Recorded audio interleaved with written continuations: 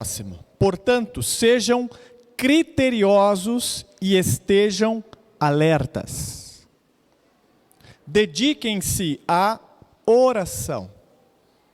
Sobretudo, amem-se sinceramente uns aos outros, porque o amor perdoa muitíssimos pecados.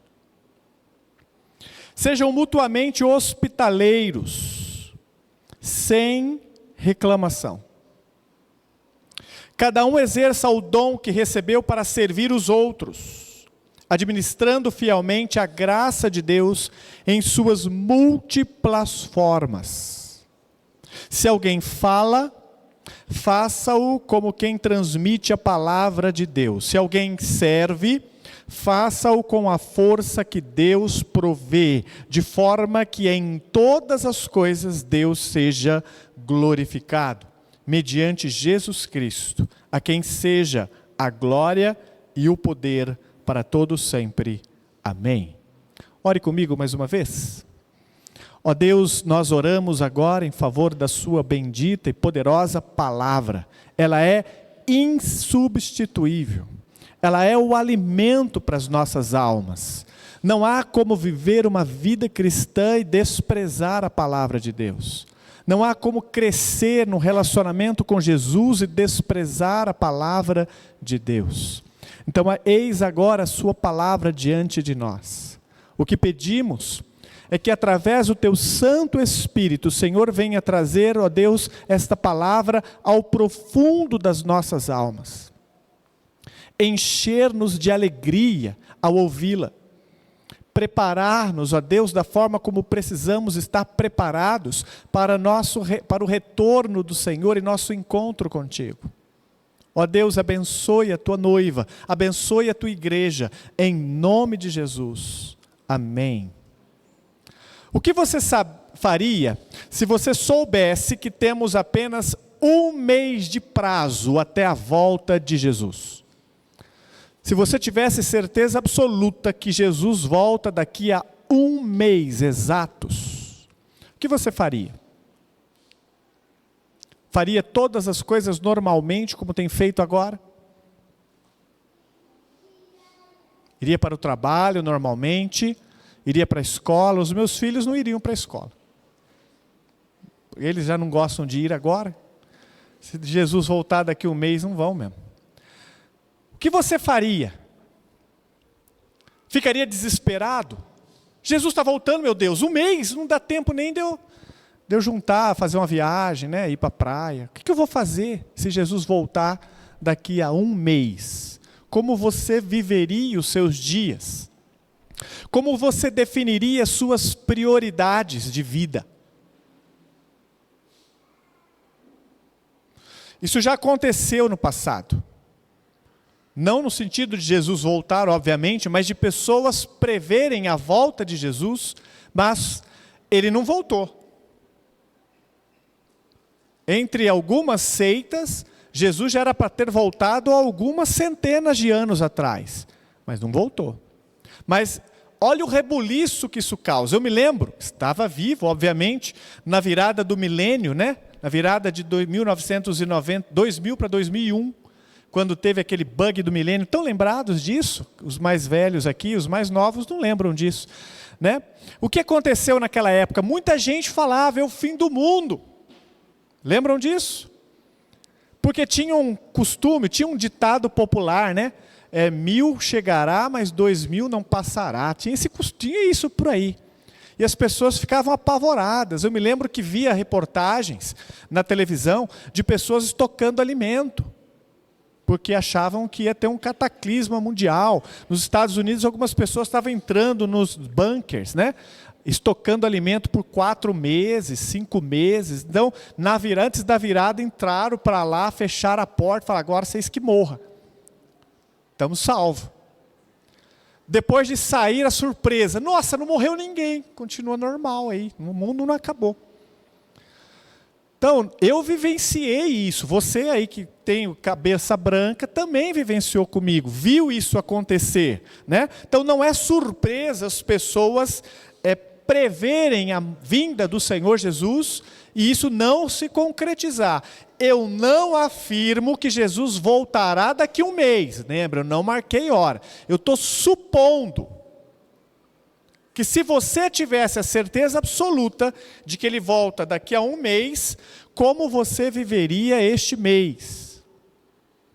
Uma coisa é certa, a Bíblia diz que a volta do Senhor Jesus é, primeiro, eminente, ou seja, a qualquer momento, num piscar de olhos. Ainda agora, antes do culto, assim que o culto começou, eu li com os irmãos o texto de Mateus 24, onde ele fala que ele virá como um relâmpago, que sai do Oriente e se mostra no Ocidente. Será instantâneo, num piscar de olhos. Então a volta pode acontecer agora.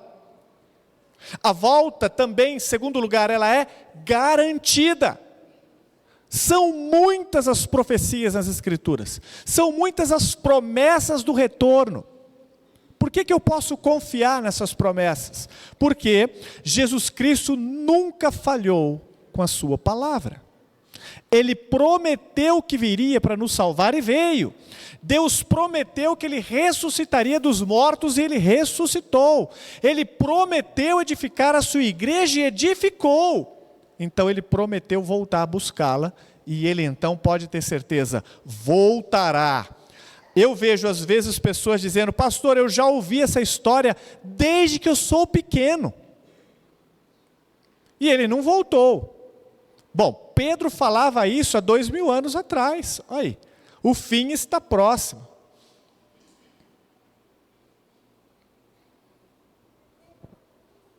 A questão é que mesmo que você não veja a volta de Jesus agora, ou em vida, você se encontrará com Ele. E você não sabe quando. Porque a morte é uma realidade presente na vida de todos os seres vivos.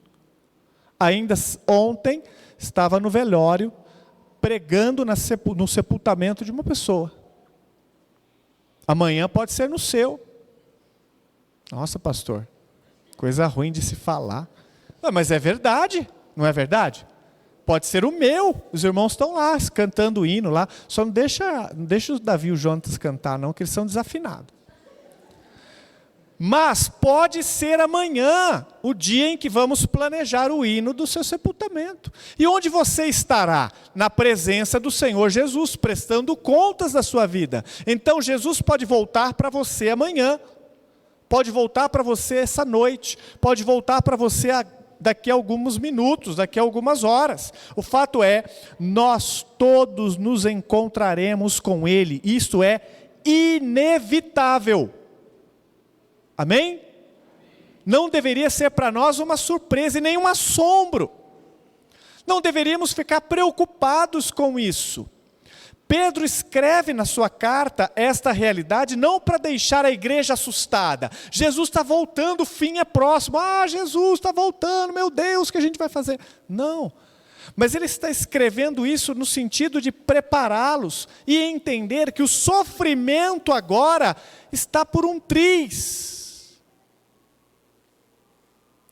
É no sentido de trazer esperança e não desesperança. É no sentido de fazer com que eles fiquem firmes e não desanimem na fé. Suportem a tribulação.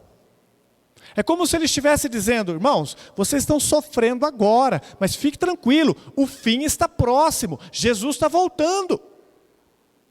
E quando ele voltar, o sofrimento acabará.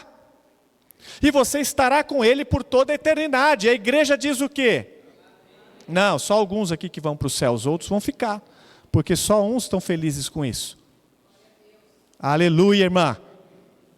Glória a Deus, irmãos. Não, tá vendo só, irmã? Só eu e a irmã que vai. O resto está tudo desanimado aí, ninguém está. Mas a irmã tem fé, a irmã vai. Glória a Deus, irmã. Em nome de Jesus, vamos junto. Há pelo menos 5 ordens que Pedro dá à igreja para a qual ele escreve a sua carta, para que eles estejam preparados para a volta de Jesus. 5 ordens claras. Ou seja, se eu hoje quero estar preparado para a volta de Jesus, eu tenho que cumprir essas 5 coisas. É um requisito. E a primeira delas está no versículo 7. Ele diz: a volta está próxima, ou o fim está próximo. Sejam criteriosos e estejam alertas.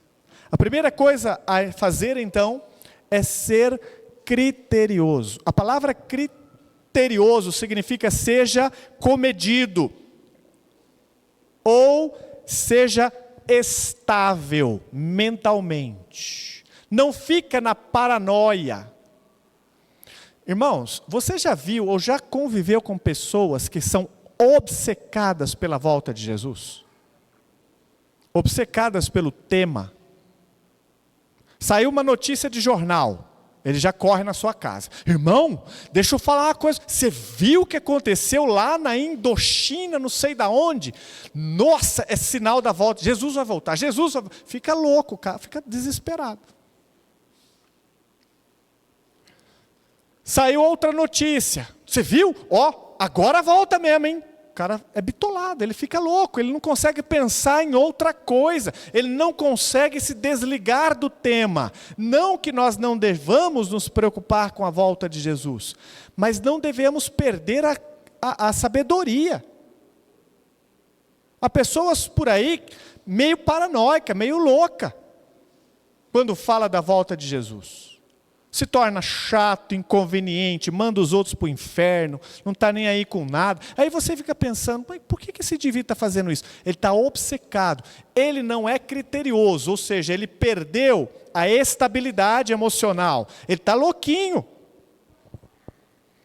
Mantenha a cabeça no lugar. Em outras palavras, seja uma pessoa inteligente e esteja alerta, tranquilo, mas não deixe de perder ou de ser sábio. Eu devo me preocupar com a volta de Jesus, mas isso não deve me levar ao desespero. Não deve me levar a ter uma mente perturbada. Ficar obcecado por isso. Sejam criteriosos. Tenham e exerçam sabedoria no dia a dia. Saibam as lutas que você deve lutar. Saiba priorizar as coisas certas. Saiba agradar a Deus fazendo escolhas certas. Viva com a mentalidade de agradar a Deus o tempo todo. Ser então criterioso é ter essa estabilidade espiritual e mental para viver o dia a dia. Ainda mais nos dias de hoje, irmãos. Tem crentes ficando deprimidos, sem condições e fôlego espiritual. Por quê? Porque nós estamos vivendo um tempo de tremenda opressão demoníaca. Você liga a televisão, a opressão entra na sua alma, ela invade o seu coração. É só notícia ruim, é só desgraça. Não é assim? E a pessoa vai ficando obcecada, e ela fica assistindo Datena, e ela perde a noção. Datena está viva? Não sei. Qual que morreu? No helicóptero lá. Eu não sei, irmão, não assisto televisão, não. Tem um que morreu, caiu de helicóptero tem uns anos atrás. Quem que foi? Hã? Ah, não tem nada a ver com isso, então. Aquilo lá era de esporte, né? Jornalista. Desculpa aí. Pra você ver como que eu entendo dessas coisas. Eu sei do Datena, ainda faz televisão? Ainda? Ele está ainda lá fazendo o programa dele no fim da tarde? Então, eu me lembro dele. Eu sei que tinha, ainda tem, né? O indivíduo fica assistindo aquilo todos os dias, e aí ele fica meio louco. Para ele o mundo não presta, está tudo uma desgraça, ele fecha a porta do quarto, não tem vontade de sair, porque ele está com uma enxurrada de mentalidade negativa, de opressão na cabeça. Irmãos, o mundo é mau desde que ele existe, o homem pecou. Não há nada novo que o homem está fazendo agora. Ou você acha que lá atrás não havia tanta maldade quanto há hoje? Ou você acha que os crimes que acontecem hoje só acontecem hoje? Há 10, 15, 20, 30, 100, 1000 anos atrás não acontecia. Acontecia, era coisa ainda pior. Tá? Então, calma. Não fica obcecado pelo mal e se deixe oprimir pelo mal. Pelo contrário, continue crendo, fazendo a vontade de Deus. levanta, vai para o trabalho, faça a diferença, ao invés de ficar com a mentalidade negativa. Tem gente que você não consegue conversar. Você começa a conversar, o cara é o fim do mundo mesmo, está tudo acabado, o mundo é uma desgraça, está tudo indo para o inferno, eu quero tudo que se exploda, eu venho trabalhar porque eu sou obrigado. Você não consegue conversar com o cara, ele não vê nada bom. Aí você fala, o cara está louco, né? Ele perdeu a noção da realidade. Você consegue falar 5 coisas boas que acontecem hoje? 5 coisas ruins, todo mundo sabe falar. 5 coisas boas do tempo de hoje. Você está tendo que pensar é porque está focado demais nas coisas negativas. Tem que começar a olhar também o outro lado, tá bom? Você tem a oportunidade de falar de Jesus, isso não é uma coisa boa? Você pode ir à praça agora mesmo e abordar alguém e falar de Jesus, ninguém vai proibir você de fazer isso. A porta da igreja está aberta, isso não é uma coisa boa? Você pode entrar nesta, em qualquer igreja da cidade, do país, para ouvir a palavra de Deus, isso é uma coisa boa? Sejam criteriosos. Ainda no versículo 7 ele diz, estejam alertas, em oração, vigiai. Abra sua Bíblia comigo em 1 Tessalonicenses, capítulo 5, versos de 6 a 8. 1 Tessalonicenses, capítulo 5, versos de 6 a 8. Portanto, não durmamos como os demais, mas estejamos atentos e sejamos sóbrios. Essa expressão ser sóbrio é a expressão ser criterioso. Fique alerta, fique pronto, tá? Versículo 7, ele diz, pois os que dormem, dormem de noite, e os que se embriagam, embriagam-se de noite. 8, mas, porém, nós, que somos do dia, ou seja, da luz, sejamos sóbrios, vestindo a couraça da fé e do amor e o capacete da esperança da salvação. Em Marcos capítulo 13, versículo 33, olha ali o que o nosso Senhor Jesus diz. Fiquem atentos, vigiem, vocês não sabem quando virá esse tempo. Irmãos, há tantos crentes desatentos. E como é que nós sabemos que estão desatentos? Porque ele diz, não estão mais focados em viver uma vida de oração. Não estão mais em comunhão com Deus. Não estão vigilantes, não estão cuidando da vida cristã. Pense na vida cristã como um maravilhoso jardim na sua alma, que você precisa visitar frequentemente com adubo, com água, e estar regando este jardim para que ele floresça maravilhoso. Há muitas vidas espirituais, ou pelo menos almas, que estão tão sedentas. Sabe aquela planta que você tem em casa que não rega há mais de um mês? Que ele já está seco, murcho. E você olha para ele e diz, meu Jesus, o que eu fiz com a plantinha? Comprei para matar. É assim que a alma de muitos cristãos estão. Mas por quê? Porque deixaram de vigiar, ou não aprenderam a vigiar. Ele diz, vigiem meus irmãos, estejam alertas, em oração. Por quê? Porque a volta é próxima, e Ele quer encontrar você vigilante. Uma vida cristã pujante, alegre, em oração, meditação na palavra, compartilhando as Escrituras.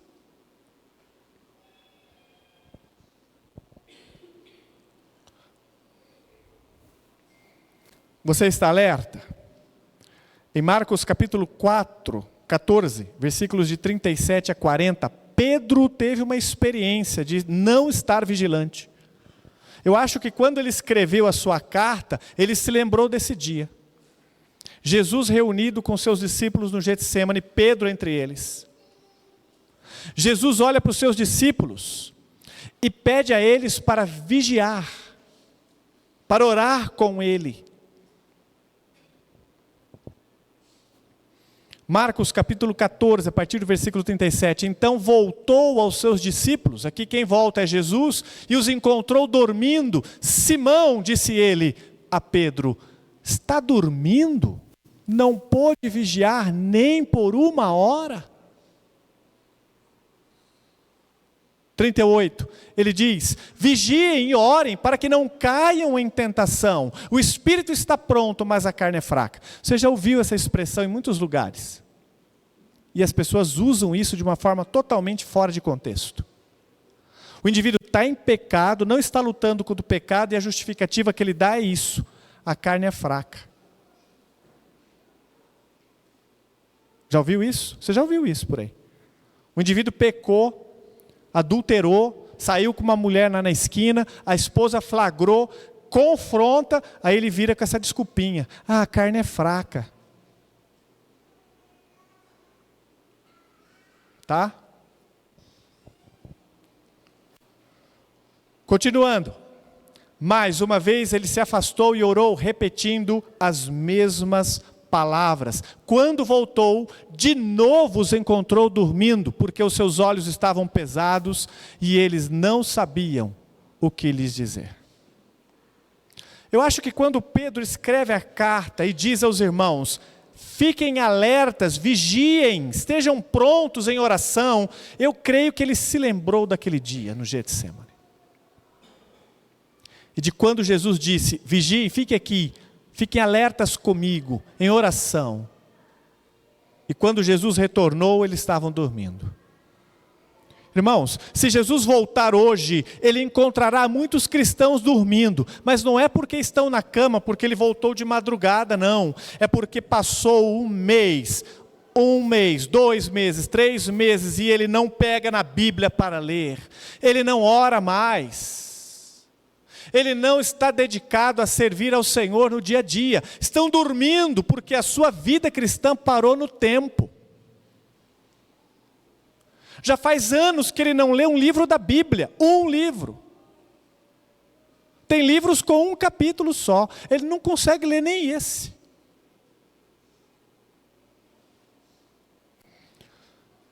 Pedro dormiu naquele dia por 1 hora. Quando Jesus chegou, ele estava aos pés, dormindo. Jesus o acorda e diz: você não conseguiu vigiar comigo nem 1 hora sequer, Pedro.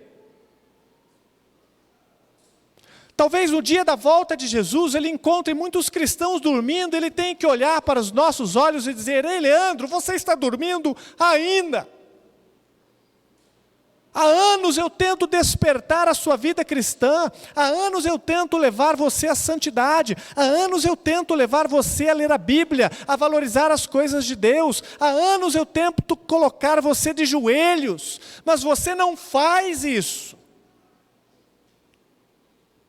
Pelo contrário, dá todas as desculpas que pode para se recusar a estar comigo. Você está pronto para a volta do Senhor Jesus? Está em alerta, em oração constante, diária, em crescimento espiritual? Ou a sua vida cristã já era? Pastor, vida cristã, o que é isso?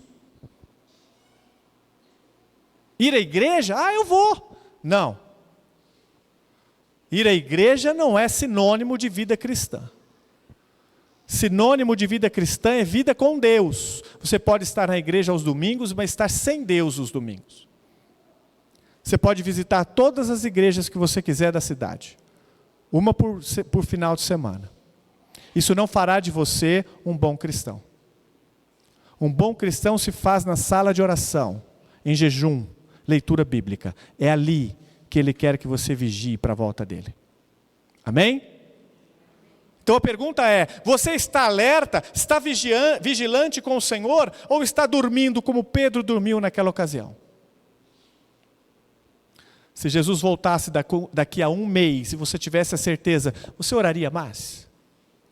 Jesus vai voltar, 1 mês, nossa, vou gastar minhas manhãs lendo a Bíblia e orando. Você faria isso?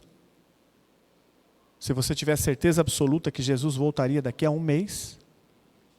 1 mês? Meu Deus, eu tenho tanta gente para pregar da minha família. Vou passar essa noite em jejum e oração e amanhã vou procurar essas pessoas para falar de Jesus a elas. Você não pensaria nisso? Se não pensar nisso, estou preocupado se você realmente é cristão. Começo a questionar esse ponto. Versículo 8, terceira ordem de Pedro para a igreja que está perseguida e está esperando a volta do Senhor Jesus. Ele diz: amem-se, sobretudo, amem-se sinceramente uns aos outros, porque o amor perdoa muitíssimos pecados. Vamos ler esse versículo juntos? Sobretudo, amem-se sinceramente uns aos outros, porque o amor perdoa muitíssimos pecados. O termo dá a ideia de um atleta que se esforça ao máximo para ganhar a coroa e a medalha no final. Amem-se sinceramente uns aos outros. A ideia principal é que o amor deve ser exercitado, como um músculo que você exercita num exercício físico. O que ele está dizendo é: pratique o amor continuamente para que ele cresça mais e mais e mais e mais a cada dia.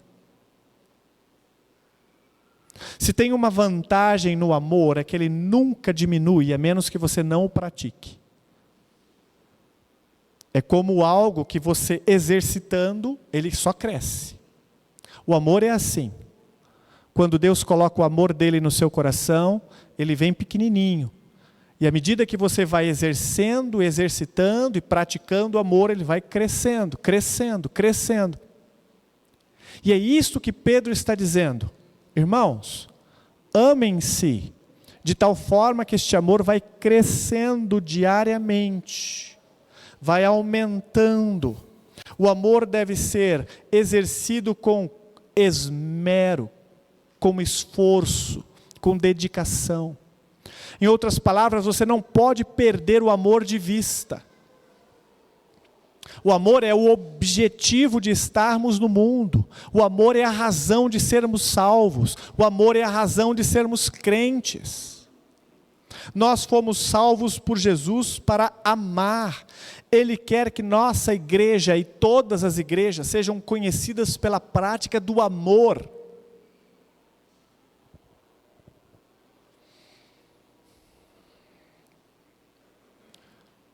Abra sua Bíblia comigo em Provérbios capítulo 10, verso 12, porque é este o texto que Pedro está citando.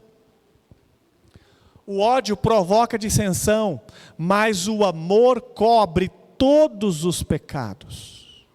E a pergunta aqui é: como a prática do amor cobre pecados?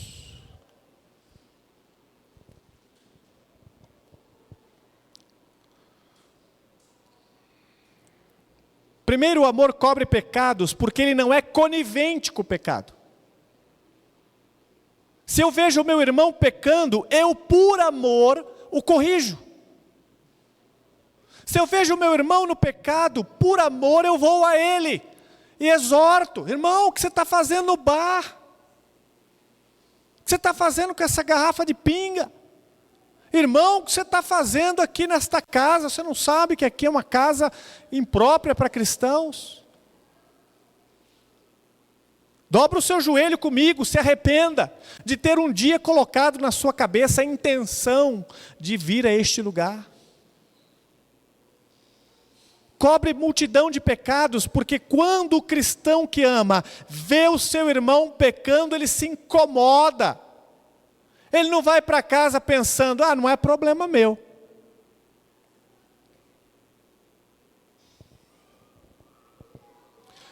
Além de não ser conivente com o pecado, o amor não espalha o pecado, mas luta para ocultar. O irmão, ao invés de corrigir e exortar para que se arrependa, não o faz. E ao invés de fazê-lo, vai para casa e conta para todo mundo em casa. Sabe quem eu vi lá no bar? O irmão Jovaé. com a garrafa de pinga na mão, pode o negócio, e é crente, lá da igreja, o pastor não vai fazer nada. Aí ele liga para o irmãozinho, que ele tem um contato no WhatsApp: meu irmão, eu vou pedir oração pelo irmão Jovaer, encontrei ele lá com a garrafa de pinga no bar, irmão, pode uma coisa dessa? Eu estou falando isso para o irmão orar. Aí ele põe no grupo, que o Jovaer não está: ore pelo irmão Jovaer, irmãos, porque ele estava com a garrafa de pinga no bar. O irmão Jovaer chega na igreja domingo, todo mundo sabe da garrafa do bar, ninguém vai a ele para orar e conversar: meu irmão, o que está acontecendo? Mas todo mundo senta afastado do irmão Jovaer e diz: vai para o inferno.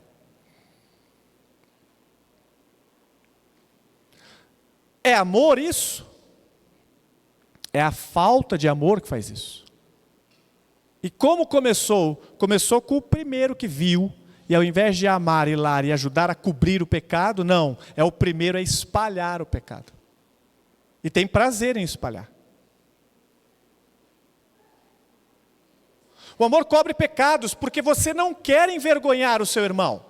Você não quer expor o pecado ao público, você quer que ele seja coberto pelo sangue de Jesus. É seu irmão pecando.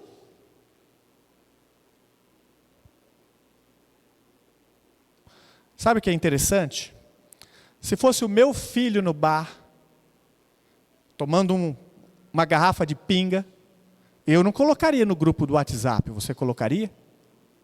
Eu não ia nem mandar um pedido de oração. Sabe o que eu ia fazer? Filho, pego pela orelha e levo para casa. Senta aqui, você vai ouvir um monte. E vai orar comigo e vai se arrepender. Onde já se viu fazer uma coisa dessa? Você é cristão. Ia lutar para que ele se arrependesse, ia lutar para que isso não mais continuasse atormentando a sua vida, ficasse no passado. Agora, em nome de Jesus, que bom que foi eu que vi. Que bom que você se arrependeu e não vai voltar para lá. Agora é hora de tocar o barco para frente, vamos deixar isso para trás. Estou cobrindo o pecado, mas não estou cobrindo fazendo de conta que não aconteceu. Estou cobrindo, confrontando, levando ao arrependimento e trazendo de volta para a comunhão. É isso que Pedro está encorajando a igreja a fazer. Você quer se preparar para a volta de Jesus? Ame os irmãos. Ame com este exercício diário e esmero, ou com muito esforço, praticando o hábito de cobrir uma multidão de pecados com o amor, ocultando, levando ao perdão, levando aos pés da cruz, ao invés de expor para todo mundo comentar. Versículo 9, quarto conselho, ou quarta ordem que ele dá à igreja para se preparar para a volta de Jesus. Ele diz: sejam mutuamente hospitaleiros, sem reclamação. Querido, você já parou para pensar que o dom da hospitalidade era fundamental no primeiro século? E não só no primeiro, em muitos outros. A igreja cresceu por causa da hospitalidade. Vou explicar por quê. Naquela época eles não tinham templo. Não havia um prédio que a igreja construiu no centro da cidade e pôr a placa lá: Igreja de Jesus de Jerusalém, venha todos. Não, não tinha isso. As igrejas se reuniam nos lares, nas casas. Agora, imagine se o irmão que se converteu não quisesse receber os irmãos em casa. Ah, eu me converti, mas na minha casa você não vem, não. Aqui eu não quero ninguém, não gosto de ninguém na minha casa. Minha casa é fechada, eu não gosto de ninguém não gosto de receber pessoas em casa não. Como é que ele ia crescer na fé? É como se estivesse faltando ao culto, porque a igreja vinha na sua casa. Então, era isto que era ser igreja.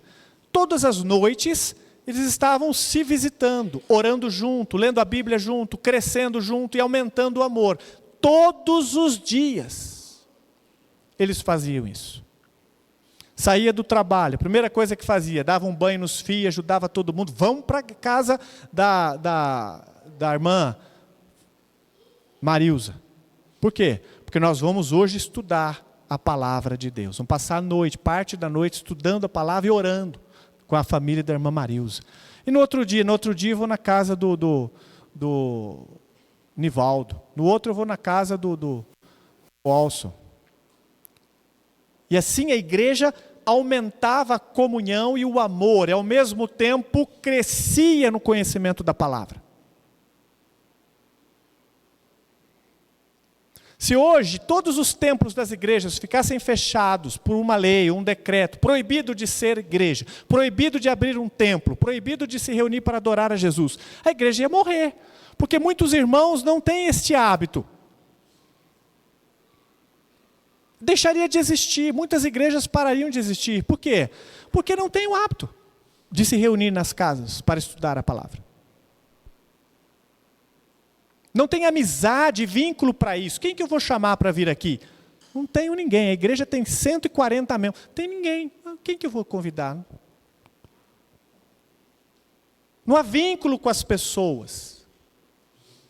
Estão percebendo onde eu estou querendo chegar? Quando Pedro diz, sejam hospitaleiros, ele está dizendo, receba a igreja na sua casa. E outra, sem reclamar. Nossa, a irmãzinha veio aqui em casa com o pé todo sujo, olha a situação. Não recebo aquela irmã aqui não, você é doido, está vindo lá do meio do mato. Nem para limpar o pé. Ai, você viu aquelas crianças destruíram o meu vaso. Você não vai levar o vaso para o céu não, irmão. Deixa o vaso quebrado. Não tem problema com o vaso não. Receba. Convide as pessoas para ir à sua casa. Mas o que você vai fazer? Feijoada. Eu vou lá porque o irmão vai fazer feijoada. Eu não vou lá para ler a Bíblia e orar. Eu vou por causa da feijoada. Não tem alguma coisa errada, não? Pode me convidar para as duas coisas. Tá? Mas a gente lê a Bíblia e ora primeiro. Não é 5 minutinhos não de oração e ler a Bíblia, não. É tempo na presença de Deus. Irmãos, nós temos tempo para muitas coisas, mas pouco tempo para aumentar a nossa fé. E como é que a gente aumenta a nossa fé? Na prática diária. Por que eu não posso praticar a minha fé junto com a família do Renato? E marcar, olha, eu vou na sua casa aí, viu, Cláudia? Com a minha família toda. Ai, pastor, mas eu não tenho janta. Mas quem disse que eu vou jantar? Eu quero ir depois da janta. Eu quero ir naquela hora que você liga a televisão para assistir a novela das 9. Por quê? Porque você vai desligar a novela, a gente vai abrir a Bíblia e vai ler a Bíblia e orar junto. Seus filhos, os meus filhos, juntos, buscando ao Senhor. Nós não temos mais este hábito, irmãos, mas a igreja precisa disso para crescer. O amor precisa ser praticado desta forma. Então convide pessoas na sua casa, mande um convite para ele no WhatsApp. Será que você pode vir aqui com a sua família nessa quarta-feira, à noite? Que hora é melhor? O que você quer? O que você precisa? Não, eu quero que você venha aqui com a sua Bíblia, eu quero ler a Bíblia contigo. Só isso. Vamos ler um livro da Bíblia inteiro. Tudo bem?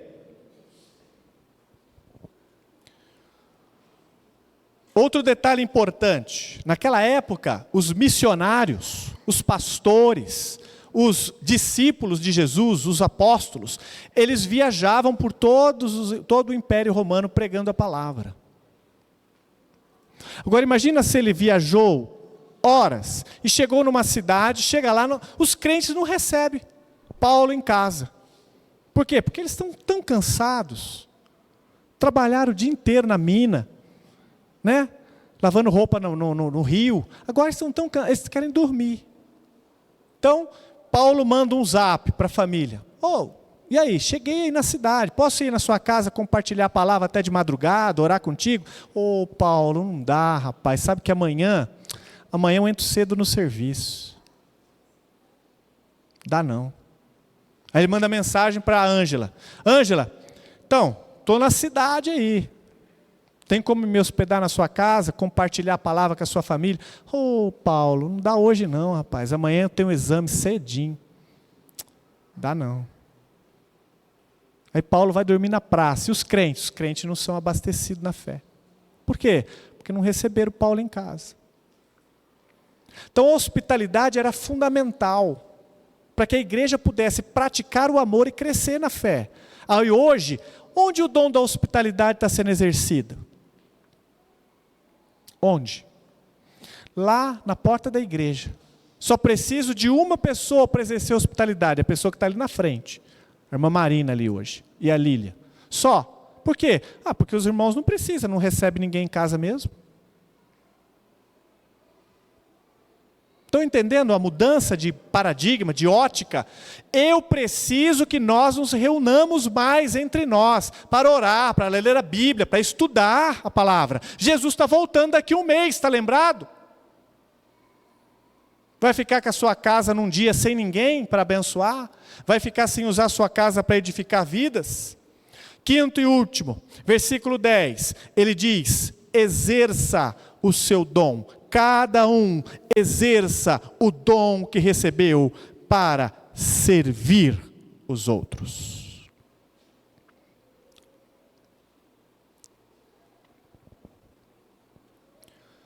Em outras palavras, você quer estar pronto para a volta do Senhor Jesus? Exerça o hábito de servir os seus irmãos em Cristo.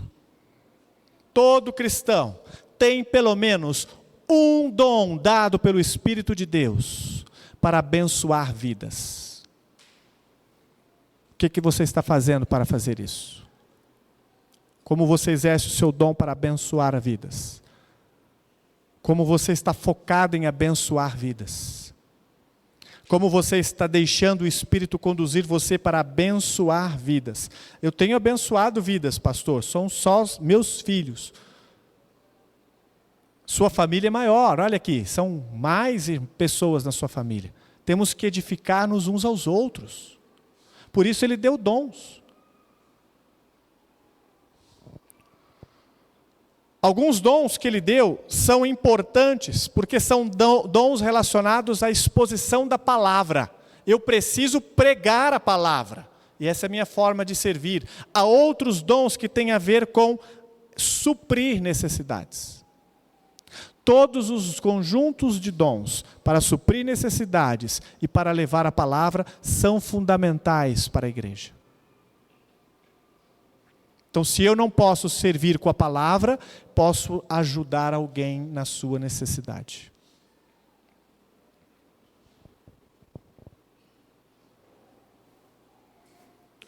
Falei aqui, irmão, certa ocasião eu tive era um sonho antigo, né? Eu acho que os irmãos aqui vão lembrar que eu falei sobre isso um tempo atrás, de adotarmos uma família para amar por um mês. Lembra disso que eu falei um tempo atrás, alguns anos? Qual que era a ideia?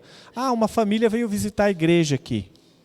Vamos pegar o endereço, vamos lá visitar a casa. A casa precisa reformar, a gente reforma. Precisa pôr piso, a gente põe. Precisa passar roupa, porque a irmã trabalha fora, dá sua roupa que eu passo. Precisa cuidar do filho, porque não tem quem cuida, fica sozinho em casa. Não, leva lá para casa, eu cuido dele, leio a Bíblia com ele, oro, abençoo a vida dele. Pegar uma família, caminhar com ela dessa forma até que ela se converta. Depois que ela se converter, a gente fala, agora você vai escolher uma família para você fazer o mesmo. E nós vamos ajudar você a fazer a mesma coisa. Deveríamos fazer isso naturalmente. Deveríamos estar prontos e habilitados para fazer isso a qualquer momento. Chegou uma família na igreja ali, você viu? Visitante. Vamos lá, vamos perguntar o nome, o endereço, e vamos agendar uma visita essa semana, vamos ver as necessidades, vamos orar com a família, vamos começar a estudar a Bíblia com eles, vamos procurar ver as suas necessidades para abençoar. Exerça o seu dom. Aí o indivíduo fica olhando, pensando em dom, e pensa só no culto. Não é aqui que você vai exercer o seu dom, é lá fora. Aqui não dá, olha aí, é culto, gente, só eu que estou pregando. Como é que você vai exercer o dom que você tem? Que momento você vai ter para fazer isso? É lá fora que você faz isso. Você tem que focar lá, abençoar pessoas e servi-las lá fora. Eu preciso abençoar pessoas que estão fora da igreja e trazê-los para dentro do Evangelho. Ele diz que nós somos mordomos, despenseiros, administradores deste dom. A palavra que Pedro usa aqui diz o seguinte: se alguém fala, faça-o como quem transmite a palavra de Deus. Se alguém serve, faça-o com a força que Deus provê, de forma que em todas as coisas Deus seja glorificado. No versículo 10 ele diz: exerça o dom, administrando fielmente a graça de Deus. Há crentes que o dom está morto, não está nem dormindo, já passou da UTI, já está no cemitério, nunca exerceu, nem sabe que é dom.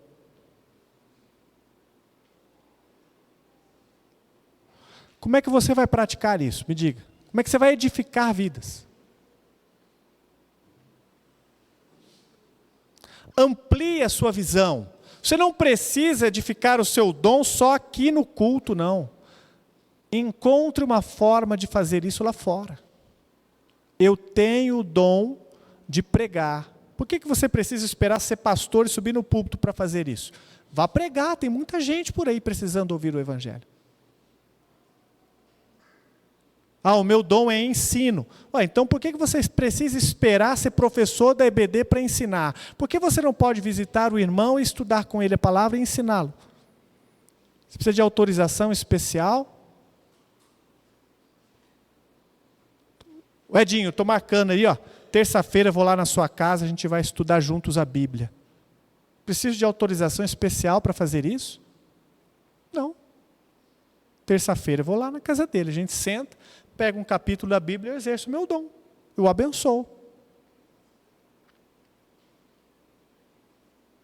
Está percebendo?